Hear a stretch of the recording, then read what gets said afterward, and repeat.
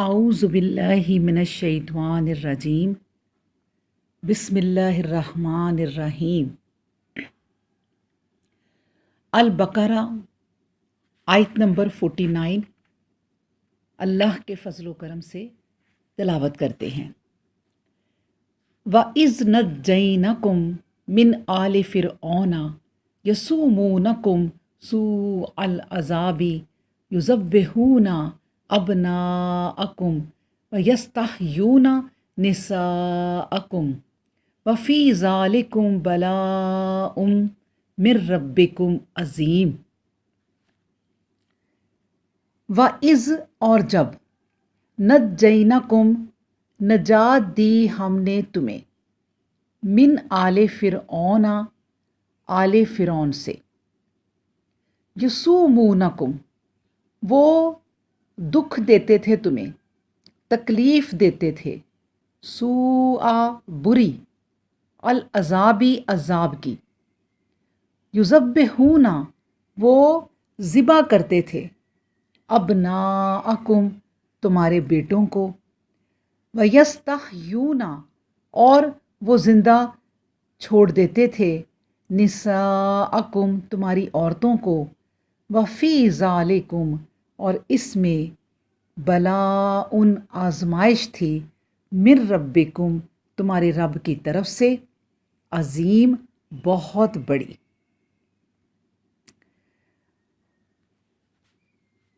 اللہ اکبر۔ اب دیکھیں اس آیت میں سب سے پہلے تو میں آپ کو یہ بتا دوں کہ فرعون جو لفظ ہے وہ کیا ہے۔ فرعون نام نہیں بلکہ لقب ہے۔ جس طرح ایران کے بادشاہ کو کسریٰ اور روما کے بادشاہ کو قیصر کہا جاتا تھا، اس طرح مصر کے حکمران کا لقب فرعون ہوتا تھا۔ آل فرعون سے مراد فرعون کے لوگ یعنی فرعون کی پارٹی۔ آل کے معنی وہی ہیں جو اہل کے ہیں۔ فرق یہ ہے کہ آل کا لفظ ہمیشہ عظیم الشان انسانوں کی طرف مضاف کیا جاتا ہے، جیسے عظیم الشان انبیاء کرام اور عظیم الشان بادشاہوں کی طرف، اور اس کی وسعت میں سارے کے سارے متبعین داخل ہو جاتے ہیں۔ ہمارے رسول صلی اللہ علیہ وآلہ وسلم کا ارشاد ہے کہ ہر ایک متقی و پرہیزگار، برائیوں سے بچنے والا اور میری سنت کے مطابق عمل کرنے والا میری آل میں داخل ہے۔ مطلب یہ ہے کہ یہاں صرف نسل اور خاندان کے لوگ مراد نہیں ہوتے، بلکہ بنی اسرائیل کا جو ہے قصہ قرآن کریم میں جگہ جگہ مذکور ہے۔ اب دیکھیں کہ بنی اسرائیل تقریباً 400 سال تک مصر میں رہے۔ خود جو اسرائیل، اور اسرائیل کیا ہے یعنی یعقوب علیہ السلام، تو یعقوب علیہ السلام ماں اپنے بیٹوں کے یوسف علیہ السلام کے سبب وہاں آباد ہوئے تھے۔ چونکہ دوسرے ملک کے رہنے والے تھے، آہستہ آہستہ مصر کے بادشاہوں نے ان کی اولاد کو مہاجرین خیال کرتے ہوئے خدمت گاری کے کاموں اور ذلیل طرح کے پیشوں پر لگانے کی کوشش کی۔ جو وقت گزرتا گیا یہ لوگ دبتے دبتے بالکل ہی دب گئے اور کمزور سے کمزور تر اور کمزور ترین ہو گئے۔ قرآن کریم نے ان کے دکھوں کی داستان کی تفصیل نہیں کی، لیکن 2 اشارے ایسے کر دیے جس سے ان کی بدحالی کی ساری تصویر سامنے آ گئی۔ لیکن یہ میں آپ کو بتاؤں کہ تورات میں ان کے دکھوں کی تفصیل بھی بیان کی گئی ہے۔ مختصر یہ کہ نہایت ذلیل قسم کے مشقت کے کام ان سے لیے جانے لگے۔ تورات میں ایک جگہ ہے، وہاں فرمایا کہ اور مصریوں نے خدمت کروانے میں بنی اسرائیل پر سختی کی، اور انہوں نے سخت محنت سے گارا اور اینٹ کا کام کیا اور سب قسم کی کھیت کی خدمت ان سے کروا کر ان کی زندگی نہایت تلخ کر دی۔ ان کی ساری خدمتیں جو وہ ان سے کرواتے تھے مشقت کی تھی۔ یہ ہے تورات۔ یہاں تک کہ ان کے لڑکوں کو مار ڈالتے اور لڑکیوں کو اپنی عیش و عشرت اور گھریلو کام کاج کے لیے زندہ رکھتے۔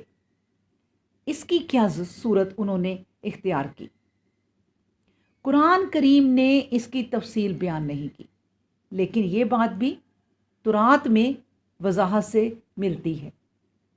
تورات میں ہے کہ تب مصر کے بادشاہ نے عبرانی دائی جنائیوں کو یوں کہا کہ جب عبرانی عورتوں کے لیے تم دائی جنائی کا کام کرتی ہو تو اگر بیٹا ہو تو اس کو ہلاک کر دو، اگر بیٹی ہو تو جینے دو۔ یہ تورات میں ہے۔ اب دیکھیں کہ علاوہ ازیں بھی مفسرین نے طریقے بیان کیے ہیں کہ فرعون نے بنی اسرائیل کے مردوں کی افرادی قوت ختم کرنے کے لیے یہ طریقے اختیار کیے، لیکن جس جگہ قرآن کریم نے تفصیل نہیں کی، ضروری بھی نہیں کہ اس کے کھوج میں وقت ضائع کیا جائے۔ مقصد کی بات صرف اتنی ہے کہ فرعون نے ظلم کی انتہا کر دی، جس کی ایک مثال یہ ہے کہ اس نے بنی اسرائیل کے لڑکوں تک کو مروا دیا، اور بنی اسرائیل اتنی بے حس قوم ہو گئی کہ وہ اس زیادتی کا بھی کوئی دفاع نہ کر سکے۔ ظاہر ہے جو اپنی مدد آپ نہیں کر سکتا، پھر اللہ بھی اس کی مدد نہیں کرتا۔ اب یہ آپ اندازہ کریں کہ وہی بنی اسرائیل قوم عیسائیت کو ساتھ ملا کر، بلکہ ان کا سہارا لے کر مسلمانوں کو اس طرح دبا رہی ہے اور دبائے جا رہی ہے آج کہ وہ اپنے گھروں اور ملکوں میں بھی آزادانہ زندگی بسر نہیں کر سکتے۔ ان سے برملا کہا جاتا ہے کہ ہم تمہارے گھروں کی تلاشی لینا چاہتے ہیں کہ تمہارے گھروں میں کیا کیا سامان رکھا ہے، اور مسلم قوم کے رہنما خوشی کے ساتھ باہر نکل کھڑے ہوتے ہیں، اور وہ ہر قسم کی تلاشی لے کر ان کے گھر کے سامان کو تباہ و برباد کر کے جب باہر نکلتے ہیں تو دانت پیستے ہوئے یہ کہتے ہیں کہ خبردار تمہارے گھر میں آئندہ یہ سامان دیکھا گیا تو تمہیں تہہ کر دیا جائے گا، تمہیں تباہ کر دیا جائے گا۔ ہمارے قومی رہنما ان کو سلیوٹ مارتے ہیں، بازبان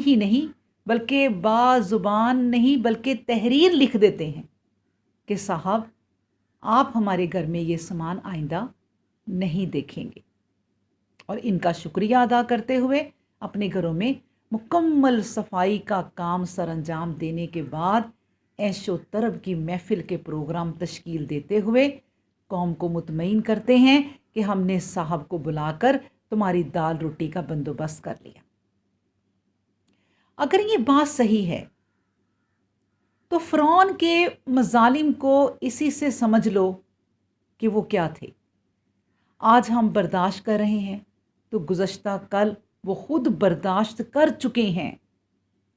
جب آج بات ان کی سمجھ میں آئی تو ہماری مت ماری گئی۔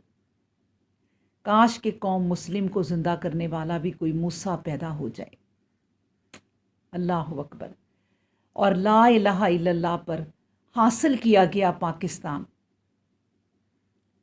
صحیح لا الہ الا اللہ پر چلایا جائے، اور اس میں جو ملاوٹیں ہوئی ہیں اللہ وہ دور کرے، توحید کے سیدھے رستے پر چلنے کی توفیق عطا فرمائے۔ اب دیکھیں، لڑکیوں کو قتل نہ کرنا بلکہ انہیں زندہ رکھنے کا حکم صادر کیا۔ کیوں؟ ظاہر ہے اس کا سبب یہی نظر آتا ہے کہ انہیں آئندہ فرعونی امرا اپنی نفسانی خواہشات کا شکار بنا سکیں اور اپنے گھروں میں رکھ کر ماما یعنی سرونٹ میڈ کا کام بھی ان سے لیں۔ گویا یہ احسان بھی اپنے مطلب ہی کے لیے تھا، در حقیقت احسان نہیں، بلکہ یہ بھی اصل میں قوم بنی اسرائیل کو مزید کمزور کرنے کا ایک نہایت ہی سلجھا ہوا گر تھا۔ اللہ اکبر۔ اب دیکھیں، تھوڑا سا میں آپ کے سامنے یہ اور رکھ دیتی ہوں کہ فرعون کے بارے میں، کہ یہ جو آیت ہم پڑھ رہے ہیں اور اس کے آگے بھی ہم جو پڑھیں گے، ان آیتوں میں فرمان باری ہے، اللہ سبحانہ و تعالیٰ کا فرمان ہے کہ اے اولاد یعقوب، میری اس مہربانی کو بھی یاد رکھو کہ میں نے تمہیں فرعون کے بدترین عذابوں سے چھٹکارا دیا۔ بات یہ تھی کہ دیکھیں، فرعون لعنتی نے ایک خواب دیکھا تھا کہ بیت المقدس کی طرف سے ایک آگ بھڑکی جو مصر کے ہر قبطی کے گھر میں گھس گئی۔ قبطی کس کو کہتے ہیں؟ جو فرعون کی قوم تھی، تو قبطی کے گھر میں گھس گئی اور بنی اسرائیل کے مکانات میں وہ نہ گئی، جس کی تعبیر یہ بتائی گئی کہ بنی اسرائیل میں ایک شخص پیدا ہوگا جس کے ہاتھوں اس کا غرور ٹوٹے گا، اس کے اللہ کے دعوے کی بدترین سزا اسے ملے گی۔ اس لیے اس ملعون نے چاروں طرف احکام جاری کر دیے کہ بنی اسرائیل میں جو بچہ بھی پیدا ہو سرکاری طور سے اس کی دیکھ بھال رکھی جائے، اگر لڑکا ہو تو مار ڈالا جائے، اگر لڑکی ہو تو چھوڑ دی جائے۔